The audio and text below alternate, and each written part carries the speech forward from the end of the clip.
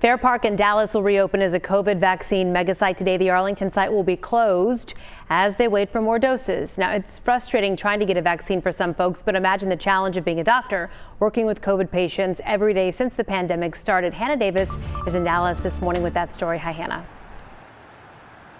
Yeah, good morning, Kara. We've been talking about all of these numbers, but we don't want to forget the emotional and human stories of this. And now more and more doctors and nurses are sharing their stories to let people know how serious this is and what the last 10 months has been like for them fighting this virus. You know, we've heard from hospitals all over our area about exhausted staff and strained resources. This morning, we are hearing another personal story.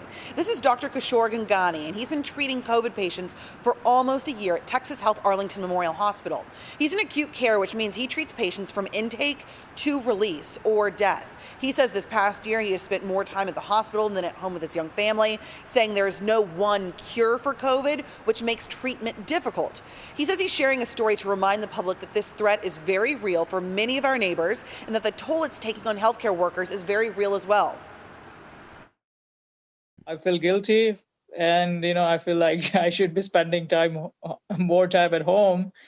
And then instead, I'm here. You do whatever you can and still you feel like, you are helpless when you are breaking the news to the spouse that your husband is on ventilator or your husband did not make it.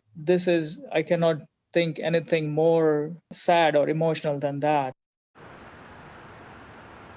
Yeah, it's hard to imagine doing that day in and day out, and a huge thanks to our healthcare workers. And Dr. Gangani says one way that he would request that the public thank him, if that's something that they want to do, is to do something very simple. He says wash your hands, wear that mask, socially distance, so they can get some kind of break until that vaccine gets out. Back to you.